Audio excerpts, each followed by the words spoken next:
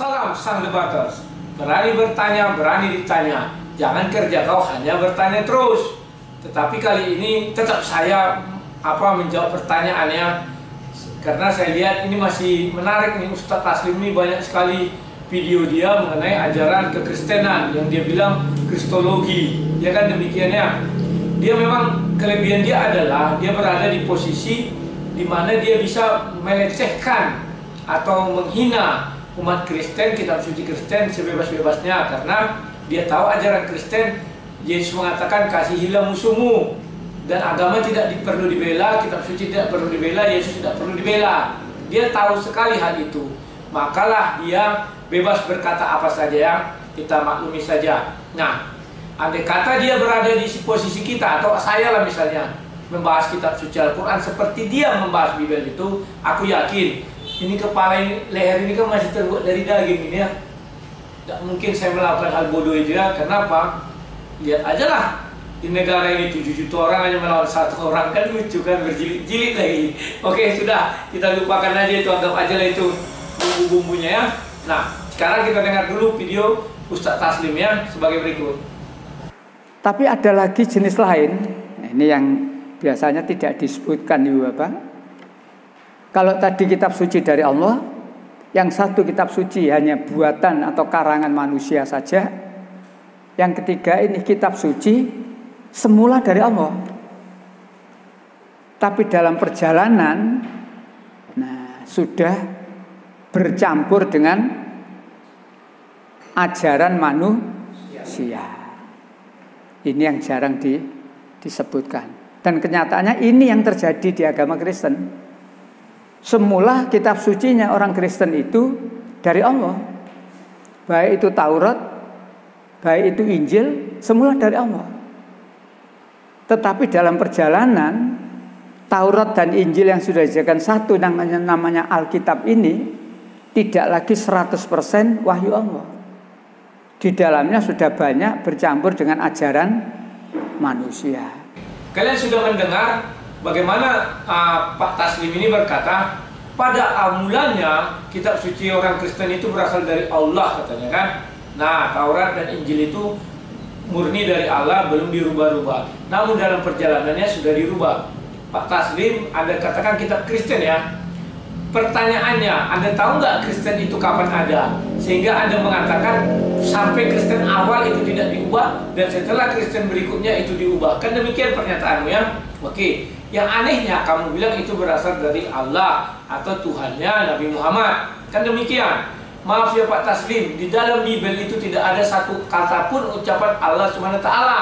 Tidak ada. Anda harus paham Pak Taslim bahwa Tuhan kita berbeda, tidak ada yang sama. Sekalipun di Injil, di Bibel itu dikatakan Taurat, Injil, ada ya, itu bukan berarti itu milik Tuhannya Nabi Muhammad, tidak.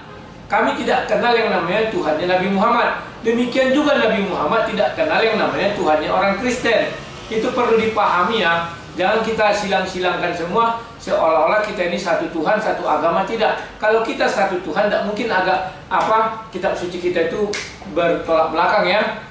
Tidak mungkin kita pun ibadahnya segala macam bertolak belakang, tidak. Biarkan aja lah, Tuhanmu, Tuhanmu, Tuhanku, Tuhanku. Kita bisa nggak menghilangkan yang namanya mengemis? Ya, bagaimana Anda katakan kitab suci kami yang duluan ada itu sudah dirubah-rubah? Ya kan? Pada awalnya Anda bilang itu dari Tuhan, namun dalam perjalanannya sudah dirubah. Ya, pada bagian mana yang dirubah, dan pada bagian mana sampai Kristen itu ada yang belum dirubah? Harusnya Anda jelaskan. Sampai Kristen datang, misalnya pada abad sekian, tahun sekian itu belum dirubah. Pada tahun sekian, abad sekian baru dirubah, ya kan? Oke, paham maksud saya selasnya?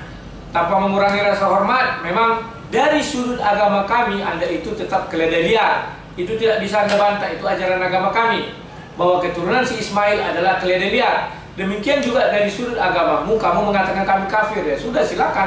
Kami nggak marah, tapi jangan marah juga ketika kami katakan kamu keledai liar. Keledai itu bodoh. Kayak Pak Taslim itu bodoh. Seolah-olah mengatakan Tuhan kita sama, ternyata nggak sama. Dan liar, pikirannya liar, memberontak dia kan, maka dia jadi kuat.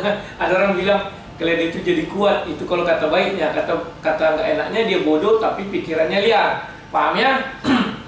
Oke, sekarang kita dengar lagi videonya yang kedua. Kalau kita bicara kitab suci, dari kitab suci yang saya sebutkan tadi, keistimewaan Al-Quran yang Ibu Baka katakan adalah 100% firman Allah. Nah, kalian juga sudah mendengarkan bahwa dia katakan Al-Quran 100% itu adalah firman Allah. Apakah kita bisa melawan? Tidak. Karena itu keyakinan dia. Tetapi kita haraplah dia maunya tidak juga seperti dia berlaku seperti kita. Tidak usahlah melawan keyakinan orang. Biarkanlah kami memiliki kitab suci, biarkan kami beribadah, biarkan kami memahami iman kami ya. Tidak perlu diuraikan Alkitab begini. Itu aja Al-Quran jelaskan. Nah, saya tidak membantah, cuma saya kan minta mengajari dia. Seperti saya bilang kan, harus saya tunjukkan satu ayat sama dia. Itu di Al-Anbiya 4 ya. Coba nanti Ustadz tadi rimang-rimangnya. Kalau orang Batak bilang rimang-rimang itu ayal-ayali lah gitu. Sebenarnya saya mau ketawa ini nanti mulai dari awal sampai akhir seri pembahasan kita ini, cuman takut dosa. Tidak enak mengetahui orang tua ya, tapi apa boleh buatlah. Kita harus tegas dalam hal ini. Di An-Nabiyah 4 itu dikatakan, berkatalah Muhammad, buka kurung, kepada mereka, tutup kurung. Titik 2, Tuhanku mengetahui semua perkataan di langit dan di bumi, dan Dialah yang maha mendengar lagi maha mengetahui. Itu perkataan Nabi Muhammad atau perkataan Allah? Karena 100% firman Allah kan. Nah, ketika Al-Quran diturunkan Pak Taslim, itu Allah berbicara kepada Nabi Muhammad. Pahamnya? Disampaikanlah firman. Firman itu apa? Misalnya kisah zaman dulu kala, zaman Adam, kan Nabi Muhammad nggak tahu. Itu kan sudah ribuan manusia pertama lah, maka diceritakan kembali. Itu wajar, dia menerima wahyu. Contohnya berkatalah Musa, disampaikan. Ya memang iya, karena Musa ribuan tahun lalu, maka dia hidup sekarang ini di zaman Nabi Muhammad tentu nggak bisa lagi mengetahui. Bagaimana mengetahuinya? Itulah dari Tuhan berfirman, sehingga Nabi Muhammad mengetahui dan menyampaikan kepada umat. Sekarang ini berkatalah Muhammad, Allah menyampaikan ucapan Nabi Muhammad kepada Nabi Muhammad. Gimana maksudnya itu Pak Taslim? Coba dijelaskan. Kalau yang zaman-zaman dulu ya berfirman Allah kepada manusia, Musa berkata, Nuh berkata, ini berkata semua. Itu ada sekitar berapa ayat ya, sekitar 200-an ayat lah mengenai berkata petikan langsung ya yang disampaikan Allah. Jangan kalian bilang, saya nggak pernah lo bilang bahwa Allah menyampaikan ucapan Musa, ucapan ini enggak, penyampai berita. Tetapi bahwa malaikat yang menyampaikan firman Allah, Nabi menyampaikan firman dari Allah juga ya. Nah, bukan Allah itu bukan juru bicaranya manusia, tidak. Paham ya? Jelaskan saja lah. Mengapa berkatalah Muhammad? Ini Allah berkata kepada Nabi Muhammad, berkatalah Muhammad kepada mereka. Berarti Allah menceritakan ucapan Nabi Muhammad kepada Nabi Muhammad, di mana satu hari Nabi Muhammad berkata kepada orang lain gitu loh. Paham ya Pak Taslim? Nah, jadi itu saat itu aja. Mohon bisa, apakah masih 100% seluruh isi Al-Quran itu ucapan atau firman Allah. Sekian untuk bahasan yang kedua. Ya, sekarang kita saksikan lagi video yang ketiga. Andai kata seluruh kitab suci, baik itu yang dari agama Samawi maupun dari agama Tabi'i, seluruh kitab suci kumpulkan. Jangan ada yang curang, jangan ada yang nyimpen arsip, jangan ada yang disimpan di pokoknya jangan curang. Kumpulkan semuanya di Gelora Tambak Sari. Kalau sudah, siraman bensin. Kalau sudah, diobong, entek. Kok sangar ngono, Pak? Nah, berarti semua agama tidak memiliki kitab suci yang sudah dibakar habis. Aku duwe flash disk Pak, curang berarti. Nanti nyimpen flash disk berarti curang. Pokoknya tidak boleh curang, betul-betul habis. Begitu terbakar habis, pertanyaannya, kitab suci yang mana yang bisa ditemukan kembali? Al-Quran. Mengapa demikian? Banyak yang hafal. Oke, kalian sudah menonton yang ketiga ini ya. Dia bilang andai kata seluruh kitab suci yang ada di dunia dibakar habis. Sudah, setelah dibakar, maka ditanyalah, tak boleh ada flash disk, tak boleh ada ini. Kitab suci mana yang tetap ada eksis? Kan demikian, maksudnya bisa dituliskan kembali segala macamnya. Saya tidak akan membantah dia, itu kan menurut dia. Sekarang saya hanya mengatakan dari sudut pandangan saya. Pak Taslim, ketika Bible itu dituliskan, kan kita nggak tahu kisah Adam itu loh. Tapi buktinya bisa hadir di Bible itu dari mana kira-kira Pak Taslim? Belum ada flash disk zaman dulu Pak Taslim. Kitab apa Kejadian, Keluaran, Ulangan, Bilangan, Imamat, sampai nanti Maliaki baru masuk. Itu yang kitab perjanjian lama ya. Menurut Pak Taslim itu dari mana? Apakah orang-orang zaman dulu menyimpan flash disk? Kan itu juga kitabnya nggak ada. Dari mana yuk? Alkitab sudah mengatakan bahwa bentuk penyampaian kitab suci itu ada berbagai jenis. Salah satu di antaranya adalah cerita dari mulut ke mulut, ya kan? Baru ditulis dan sebagainya. Oke Pak Taslim, paham ya? Nah, jadi menurut Pak Taslim, urutkanlah contohnya kitab Nabi Yesaya. Ketika kitab itu diketahui orang Kristen, apakah itu dalam bentuk flash disk, memori atau bukan? Tidak. Bagaimana itu bisa orang Kristen tahu? Itu sudah dibakar, sudah hilang, entah gimana-mana. Kainnya sudah lusuh segala macam, ya kan? Itulah namanya kuasa Tuhan Pak Taslim. Tuhan itu tidak pernah ingin pikiran, visi dan misinya hilang begitu saja, tidak. Mana ada Tuhan menjaga satu kitab suci itu? Bagi kami omong kosong itu. Dari kami loh Pak Taslim ya. Karena Tuhan itu tidak kalah dengan security. Masa menjaga kitab sucinya Tuhan tidak mampu? Kan demikian ya. Nah, kalau di dalam agama Pak Taslim, hati-hati loh. Zabur itu tidak pernah diubah-ubah dibilang.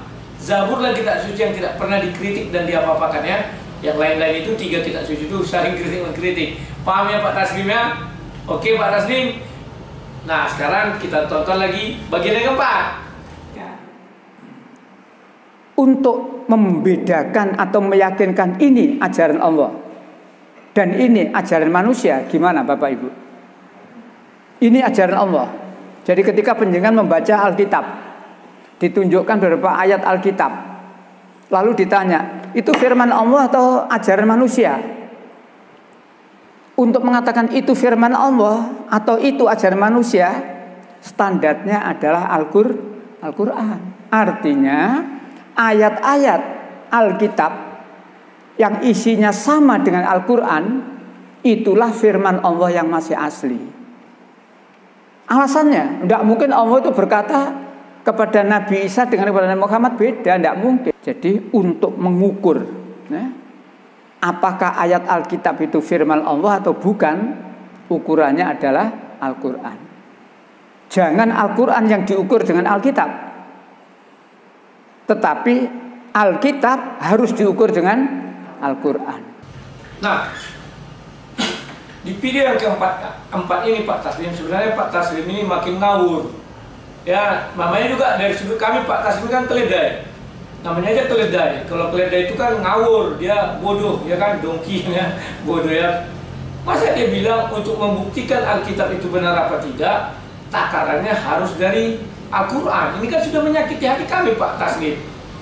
Agama kita berbeda, Tuhan kita berbeda, kitab suci kita berbeda.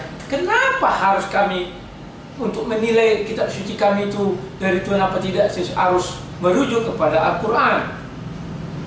Seluruh penulis kitab suci di dalam Bible tidak mengenal yang namanya Al-Quran, tidak mengenal yang namanya Nabi Muhammad.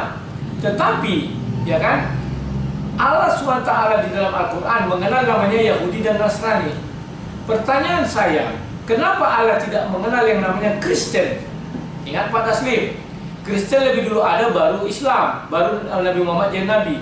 Mengapa Allah yang maha tahu, maha segalanya itu tidak pernah mengatakan, mengucapkan Paulus di dalam kitab suci Al-Quran? Misalnya dirubah-rubah seperti kata Pak Taslim, ditambah-tambahi. Harusnya Allah berkata, si Paulus sudah menambahi.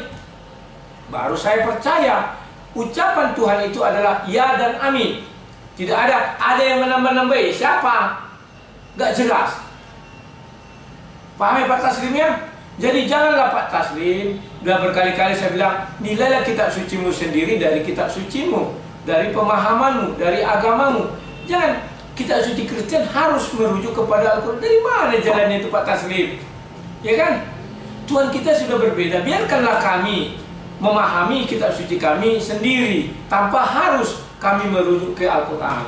Dan saya memang tidak mau merujuk ke Al-Quran. Kenapa? Saya punya kitab suci sendiri, Tuhan sendiri. Tetapi Pak Taslim, sampai seumur hidupmu, bahkan sampai kau mati, ditaruh entah di mana, terus kau dibangkitkan, tanpa Bibel kau nggak puas. Kalian harus merujuk ke Bibel, kalian harus bicara tentang Bibel, kalian harus mengutip-utip ayat-ayat di Bibel. Nggak tahu saya kenapa. Begitu pentingnya Bibel itu sama kalian. Ya kan? Namun, saking pentingnya pun, begitu kalian dapat yang kalian inginkan, kalian hina-hina Bibel itu. Saya nggak tahu kenapa. Coba dipikir-pikir. Semua ulama-ulama muslim di dunia ini saya tantang. Mengapa orang-orang ini berpikir selalu harus merujuk kepada Bibel? Ya, padahal Tuhan kita berbeda. Itulah jawab kalian dulu. Kalau nggak merujuk pada Bibel, orang ini nggak senang. Zakir Naik sama Ahmad Dedak, baru si apa lagi? Si Munir, Moko Ginta, ya Waloni, semua harus menyembah atau mengemis kepada Bibel. Cobalah bahaskan kenapa? Ada ulangan, ada ini itu apa Yesaya itu adalah nubuatan. Kenapa harus begitu? Apakah itu cara melegalkan Nabi Muhammad? Kan tidak. Nggak perlu kalian buka Bibel itu.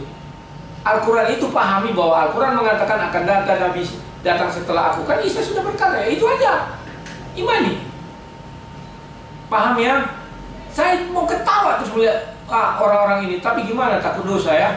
Oke, kita lanjutkan ke video berikutnya.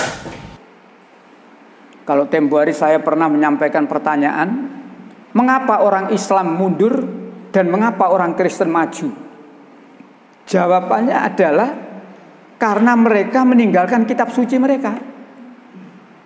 Umat Islam meninggalkan kitab sucinya, Al-Quran, mundur. Kalau umat Islam sudah tidak berpegang pada Al-Quran, berpegang pada apa kita? Primbon, klenik, nasihat nenek moyang, mundur. Orang Nasrani meninggalkan kitab sucinya, maju. Loh kok bisa begitu? Iya, karena kitab ini justru satu diantaranya melarang dia kaya. Satu diantaranya, kalau kamu kaya tidak akan bisa masuk. Kan itu ayat. Yesus berkata itu, ya, sangat sukar bagi orang yang beruang untuk bisa masuk kerajaan Allah. Lebih mudah seekor unta masuk melalui lubang jarum daripada orang yang kaya masuk ke dalam kerajaan surga. Ditinggal kitab ini supaya bisa masuk surga. Nah, yang kelima ini ya, coba kalian lihat. Dia bilang, siapa yang meninggalkan kitab suci Al-Quran, Muslim ya, dia akan mundur. Tetapi kalau orang Kristen meninggalkan Bibel, dia akan maju. Kalau dia berkata, siapa orang Muslim yang meninggalkan Al-Quran mundur, saya tidak masalah. Tidak urusan saya itu. Itu kan urusan iman mereka. Maka dia bilang kalau tidak kepada Al-Quran kita berikan, kemana lagi? Primbonnya. Memang lucu juga dia. Dia lupa ada hadis dan 16 kitab lainnya. Udah, itu tidak akan saya utaati, tidak akan saya sentuh. Tetapi karena dia ketika dia berkata orang Kristen meninggalkan kitab suci, maka dia akan maju. Alasannya apa? Di dalam Kristen Yesus melarang orang kaya masuk surga, katanya. Tetapi diungkapkan dia di situ bukan melarang atau bukan mengusir orang kaya masuk surga. Tadi buat itu sangat sukar bagi seorang kaya untuk masuk surga. Kata sangat sukar itu artinya tidak ada, atau menolak atau mengusir, kan tidak.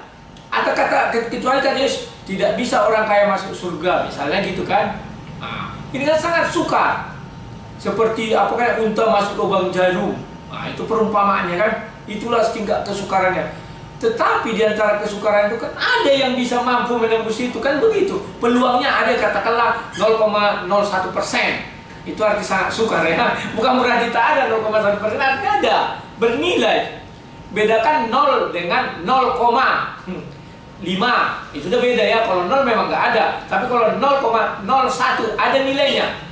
Paham ya Ustadz Taslim? Inilah namanya keledai liar. Dia tidak punya pengetahuan tapi sok-sok menanggapi. Oke? Nah, sekarang kita buktikan apa ucapan Ustadz Taslim ini bernilai valid atau benar apa tidak. Jikalau orang Muslim katanya meninggalkan isi Al-Quran, maka dia mundur. Jikalau orang Kristen meninggalkan Bible, maka dia maju. Ya, kita buat perbandingan yang sama.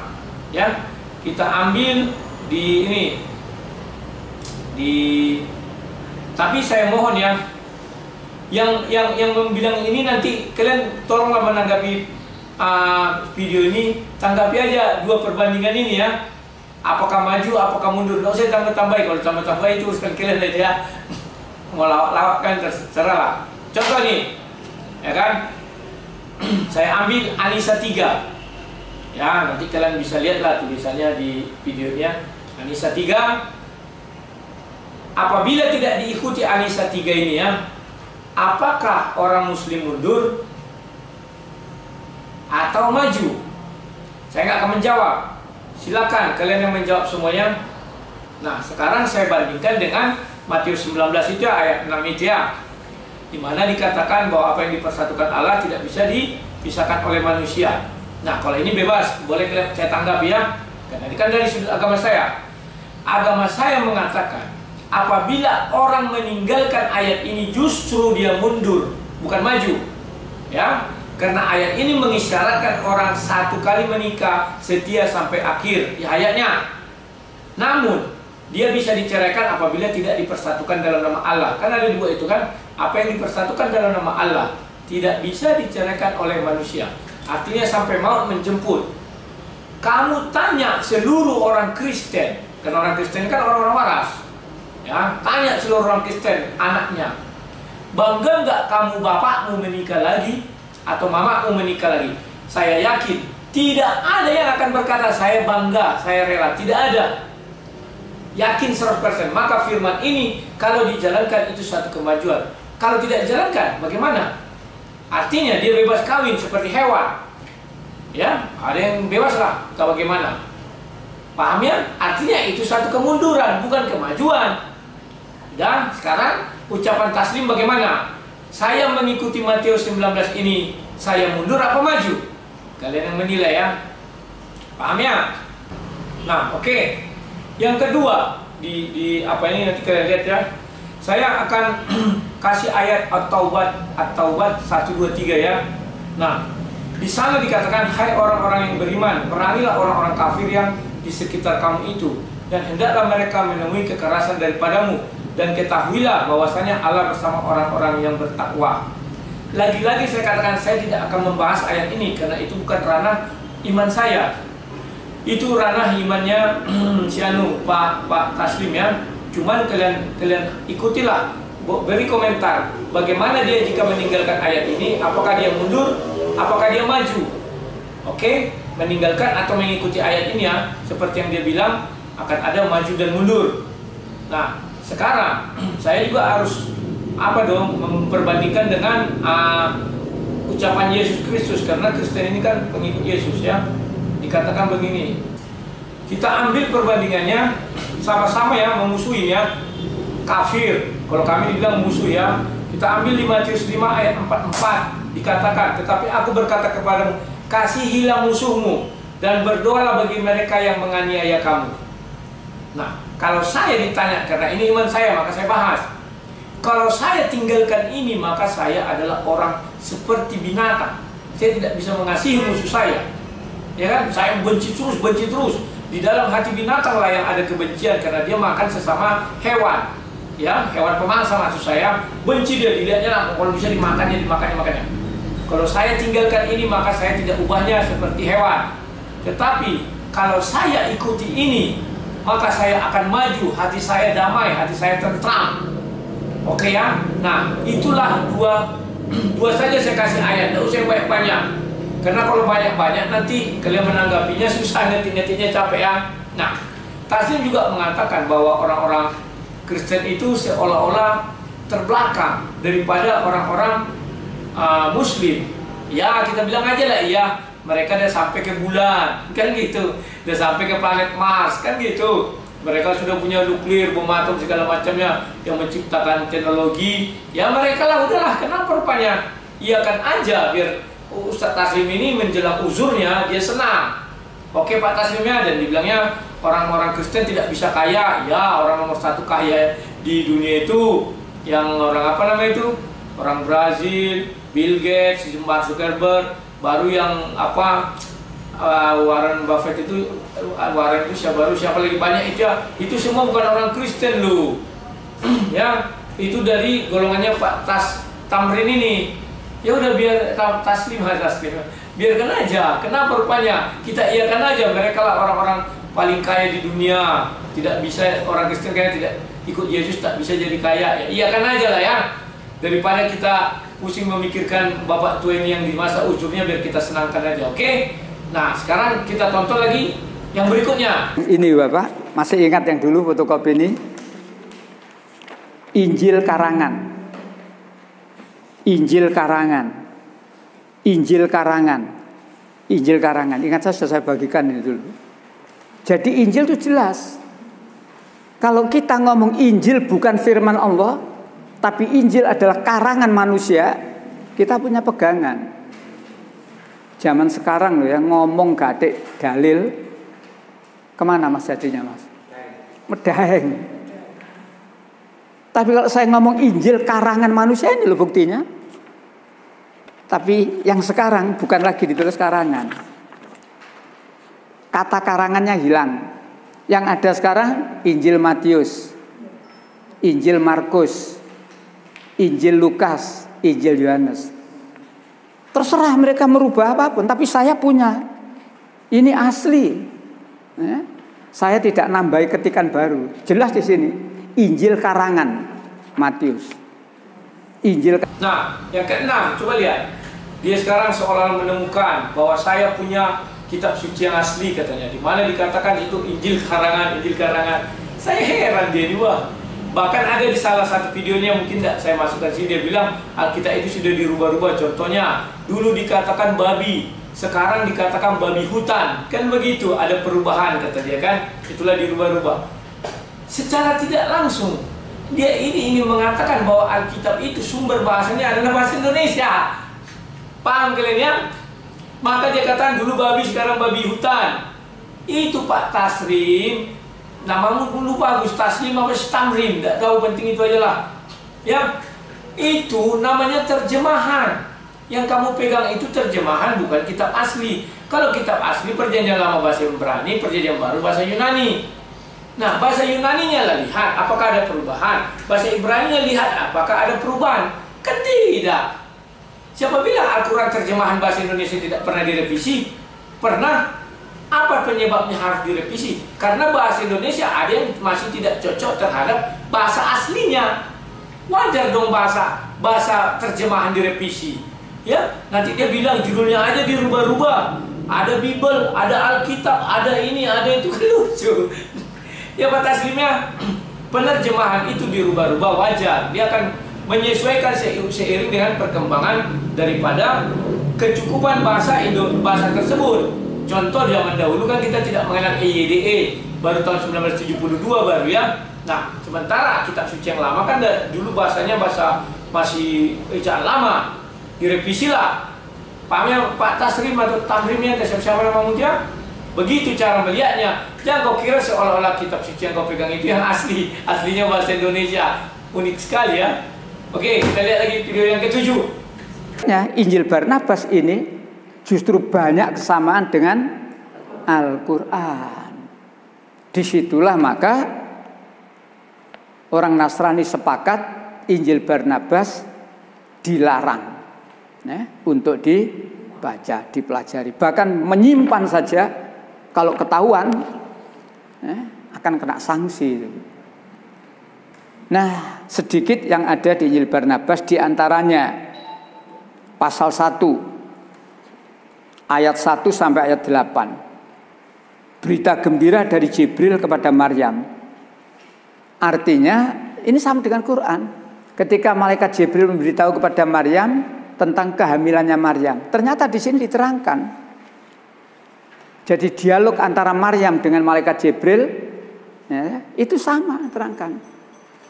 Ya, nah, jadi banyak sekali kesamaannya.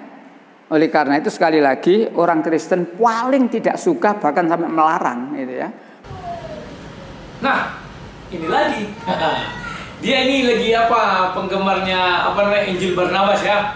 Sampai dia fitnah juga orang Kristen, memang ngeri ya. Dia bilang kalau sampai orang Kristen, kata dia kan, membaca Injil Barnabas maka kena sanksi. Siapalah manusia di dunia yang membaca Injil Barnabas kena sanksi? Sedangkan orang membaca Tripitaka tak ada disanksi-sanksi. Orang Kristen ini kan orang yang demokratis, mau baca-baca, mau tidak ada urusan. Berarti fitnahnya ini tidak benar ya, tapi sangat ya menyakitkan juga lah kupikir ya. Seolah-olah kita takut sama Injil Barnabas, tidak. Oke. Dan dia tanpa sadar mengatakan bahwa Injil Barnabas sesuai dengan isi Al-Quran, kata dia. Bukan saya yang bilang dia loh. Apakah orang Muslim mempercayai juga Injil Barnabas sehingga dia mengatakan seolah-olah ini barang busuk bagi orang Kristen? Coba, ya kan? Dia memang penyesat loh Pak Tamrin ini. Dibilangnya Injil Barnabas, ya kan? Apa orang Muslim mengimani Injil Barnabas? Kan tidak. Kenapa harus dibuka-buka itu? Yang diimani orang Muslim adalah Injil Nabi Isa, bukan Injil Barnabas. Bukan Injil Matius, Markus, Lukas, Yohanes, tidak. Jadi jangan sekali-sekali mengemis kepada Injil milik orang Nasrani atau Kristen ya. Tidak bisa Pak Tamrin. Ya. Itu adalah punyanya orang Kristen yang tidak diperintahkan oleh Allah Subhanahu wa taala untuk diimani. Tetapi Injil Nabi Isa lah yang kalian imani. Carilah di mana itu. Pahamnya lebih bagus itu, taatilah sampai dapat. Jangan nanti bilang, wah iya Injil Barnabas ini gini-gini. Awas Bapak, dimarahi kau. Gak bisa kalian mengimani Injil Barnabas. Tidak percaya, cobalah. Masukkan di situ bahwa Allah berfirman Injil diturunkan kepada Barnabas. Kan tidak kan? Oke Pak Tamrin ya, tapi saya tidak mau masuk ke ranah sana. Ya, karena Bapak yang mengatakan Injil Barnabas sesuai dengan Al-Quran, Bapak penyesat. Siap, kita lihat lagi yang bagian ke-8. Ini kan ada yang mewajibkan, tapi ada yang kemudian tidak mewajibkan. Contohnya sunat. Sunat di Alkitab ini wajib. Inilah perjanjianku Ibrahim dengan seluruh anak keturunanmu. Perjanjian Allah dengan Ibrahim dan anak keturunannya. Semua laki-laki harus disunat, yakni dikerat kulit katanya. Sanksinya diterangkan. Tapi di belakang ajarannya Paulus tidak sunat, tidak apa-apa. Sunat adalah hal baru. Kalau kamu sunat, Yesus tidak berguna bagimu. Bingung kali ini. Tapi kalau ini lain lagi. Di sini ngomong tentang sunat, pasal 22 ayat 2. Nah, di lembaran itu ya Bapak. Nah, pasal 22 ayat 2. Orang yang tidak sunat lebih jelek daripada anjing. Di sini. Makanya orang Kristen itu paling gak seneng sama Barnabas sampai dilarang itu, karena ya itu isinya. Ya. Padahal di sini sudah ada juga di Alkitab ini. Setiap laki-laki yang tidak disunat, tidak dikerat kulit katanya, akan dibinasakan dari bangsanya, berarti dibunuh. Laki-laki gak sunat berarti dibunuh. Ancamannya begitu. Dan pada saat itu Ibrahim, Ismail, dan orang laki-laki yang ada waktu itu, semua laki-laki waktu itu semuanya disunat. Jadi betul-betul melaksanakan perintah itu. Nah, yang ke-8 ini lebih ngeri lagi. Dia lagi-lagi terprovokasi atau menikmati Injilnya Barnabas, ya kan? Dia bilang bahwa di dalam Bible dikatakan bahwa keturunan Nabi Ibrahim, bukan Nabi Ibrahim, Abraham, jangan salah. Ibrahim tidak dikenal di dalam Bible. Mengapa tidak dikenal? Karena ayahnya Ibrahim adalah Azar, ayahnya Abraham adalah Terah. Ini sudah beda. Tidak usah dipaksa-paksakan Pak, seolah-olah yang Abraham itu adalah Ibrahim, tidak ya. Nah, kita ganti jadi Abraham. Dia bilang bahwa di kitab sucinya orang Kristen, Abraham itu apa namanya membuat perjanjian dengan Allah bahwa seluruh keturunannya harus disunat atau dikerat ujung kemaluannya. Ingat, dia yang mendefinisikan sendiri, bukan saya, dikerat ujung kemaluannya. Paham ya? Nah, pertanyaannya, ya kan? Jangan, saya tidak bertanya, saya menjelaskannya dalam Bibel ya, sorry. Nah, di dalam Bibel itu dikatakan itu keturunan daripada Abraham. Siapa keturunan Abraham? Waktu itu Abraham punya anak dua, Ishak dan Ismail. Oke? Maka si Ismail, si Ishak juga dikerat itunya, disunat. Maka keturunannya lagi akan disunat. Pertanyaannya, Rasul Paulus tidak pernah merubah-rubah itu, orang Kristen tidak pernah merubah-rubah itu. Kalau saya misalnya keturunan dari Abraham atau keturunan dari si Ismail atau si Ishak, ya saya wajib sunat. Tapi saya kan tidak tahu keturunan siapa lagi saya ini. Ya kan? Karena sudah banyak kali pohonnya, ya kan? Maka Rasul Paulus berkatakan, bukan Rasul Paulus mengatakan ini, tapi Musa, lebih bagus disunat itu adalah hati. Buanglah yang jahat-jahat dari dalam hatimu, ya kan? Nah, sekarang dia bilang, barang siapa tidak disunat itu lebih hina dari anjing, gitu ya. Ngeri ya? Sekarang dia mengatakan bahwa Nabi Ibrahim disunat. Mana ayatnya? Kasihlah. Saya tantang kamu tamrin. Kalau benar ada ayatnya, saya mualaf ikut kamu tamrin. Oke, sekarang kamu bilang Abraham. Abraham memang disunat, tapi Abraham bukan Ibrahim. Jangan mengemis. Paham ya? Di ayat mana itu tertulis? Di dalam Al-Quran atau Taurat yang diturunkan Allah SWT. Berikan kami. Oke? Nah sekarang kalau kamu memang mengikut seperti itu, kamu bilang siapa yang tak bersunat adalah lebih hina dari anjing. Ya kan, kamu ikut Injil Barnabas karena emosionalmu ingin mengatakan bahwa orang-orang Kristen adalah lebih hina dari anjing karena tidak disunat. Baik. Sebelum Ibrahim ada Nabi Adam sampai Nabi Nuh sampai Nabi Azar, ayahnya si Ibrahim. Oke, apakah mereka itu semua anjing? Coba, kalau kamu ikut Injil Barnabas, makanya Injil Barnabas ini tidak diimani oleh orang-orang Muslim maupun orang Kristen. Paham ya? Jangan sekali-sekali kamu melontarkan atau mengikuti yang tidak benar ya. Apa kamu mau bilang? Contohnya seperti kami, Abraham. Sebelum Abraham kan tidak disunat itu semua. Sampai Adam, Nuh, apa namanya itu, Henok, Henok, Abraham, mulai dari Abraham ya, Abraham, Seth, baru Henok, baru nanti masuklah baru Nuh, masuk Nuh anaknya Sem, Ham, Yafet, ya kan, si Sem, keturunan Sem itulah nabi-nabi, ya. Nah, apakah mereka juga lebih hina dari anjing? Jangan kira manusia itu disunat mulai dari zaman Adam, tidak, ya. Kecuali mulai dari zaman Adam, ya. Kamu bilang itu, kamu gembira, seolah-olah menunjuk kepada orang Kristen pun adalah lebih hina dari anjing. Udah. Sekarang pertanyaan besar saya, kamu sudah mendefinisikan artinya sunat itu apa? Ujung kemaluan dikerat, artinya manual. Dia lahir dulu, keluar, sudah. Umur 8 hari, ada yang mengkeratnya. Sekarang jelaskanlah kepada kami. Saya minta penjelasan ya, tidak saya bahas. Apakah Nabi Muhammad disunat? Ingat, definisinya sudah kamu katakan apa sunat itu ya. Saya tidak panjangkan, cukup sampai situ.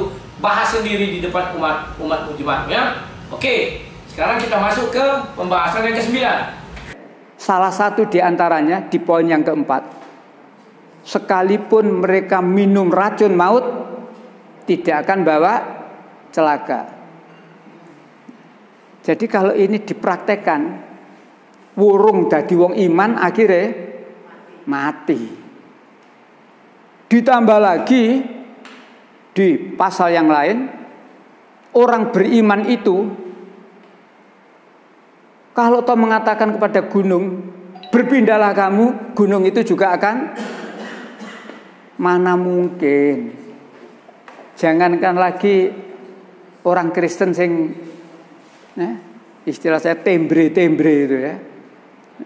Kelas yang paling tinggi saja suruh berkata, kalau dia mengaku beriman betul, wahai gunung, pindahlah engkau. Nek iso kepengin roh. Nah, sekarang dia mau menguji iman orang Kristen. Katanya iman Kristen itu cuma 2. Yang pertama, kalau dia minum racun, dia tidak mati katanya kan. Loh, itu kan sudah ada saya bahas. Tolong dilihat di video saya di semua ya, ada bahasannya itu ya mengenai minum racunnya. Paham ya? Minum racun itu kan dibilang itu sejenis perumpamaan bahwa ketika orang menginjil dari rumah ke rumah, dari rumah ke rumah, racun itu kan adalah racun ular. Ular itu kan iblis. Apa racun-racun daripada iblis? Itulah godaan-godaan dunia. Sekalipun dia masuk ke sana, dia tidak akan mati. Contohnya, ya kan, kita menginjil, datang orang difitnah kita, oh itu apa itu, pemberita apa itu injil, begini-gini, apa kristenisasi gini, datang orang mau nyerbu kita gitu, kita tak mati. Bahkan hal yang terpahit pun kita dikasih racun mau kita minum, bisa jadi tak jadi kita minum, bisa jadi tumpah, penting kita tidak sampai ke racun atau tidak sampai mati ya. Itu maksudnya. Nah, itu racun ular. Ular itu kan iblis, mencerminkan sana. Sekarang dia bilang lagi, apabila kau memindahkan gunung dengan imammu kan, pindahlah maka pindah. Dia dikatakan itu tidak mungkin. Nah, dia sendiri sudah menjawab. Artinya, sesuatu yang tidak mungkin, jika kita kerjakan dengan iman, kita percaya dengan iman, maka jadi mungkin. Contoh, orang penyakit kanker sudah diponis mati, kau akan mati 3 bulan. Tidak mungkin lagi dia hidupkan, kayak katanya tadi, tidak mungkin lagi hidup, tidak mungkin gunung ini bisa pindahkan. Ternyata dengan iman ada yang sembuh. Iman, percaya, makanya semua katakan imanmu yang menyelamatkan. Akhirnya dia sembuh. Dia sendiri sebenarnya sudah menjawab, tidak mungkin katanya. Artinya dari situ adalah sesuatu yang tidak mungkin. Ketika kita bicara iman, dia jadi mungkin. Keajaiban, paham ya? Nah, dan saya sudah pernah juga membahas mengenai minum racun ini ya.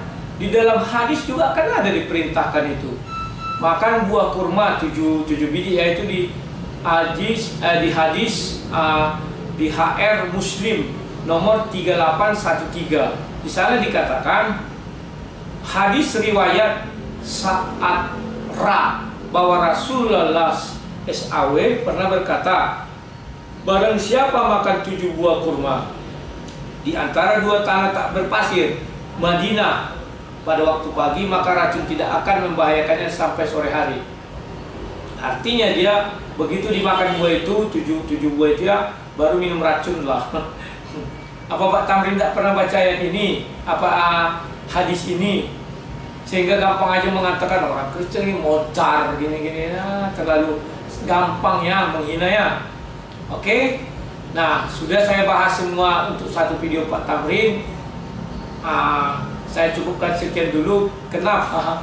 Karena saya pikir udahlah Bapak ini menjelang uzurnya, ya kita senang-senangkan aja lah, ya. Tapi tetap sah dari pandangan kita kan dikatakan bahwa keturunan Ismail itu lakunya seperti keledai liar. Sampai sekarang tidak satu Tuhan pun bisa mencabut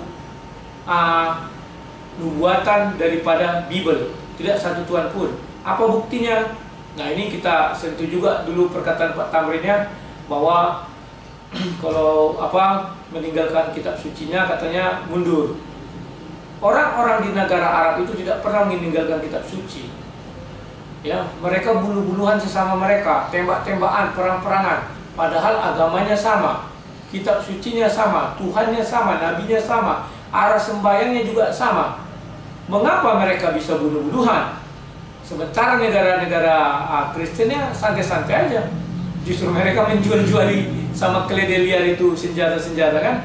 Karena sudah dinubuatkan dan tidak satu Tuhan pun bisa mencabut nubuatan ini sampai dunia kiamat. Ya. Semoga video ini nanti bisa, awak sudah nggak ada sampai dunia kiamat masih ada YouTube ini ya. Kalian dengarlah, bukan saya bilang Alkitab. Kalau Alkitab kan terus abadi itu ya, sampai orang Kristen tidak ada di dunia atau sampai semuanya Kristen ya. Lihatlah kelakuan nanti dari negara-negara Arab itu, keturunan Ismail itu. Kayak keledai liar. Saudaranya aja kan dibilang di Alkitab itu kan, dia akan mengapa mengganggu saudaranya. Ya begitu. Oke, sekian dan terima kasih ya. Salam sang debater.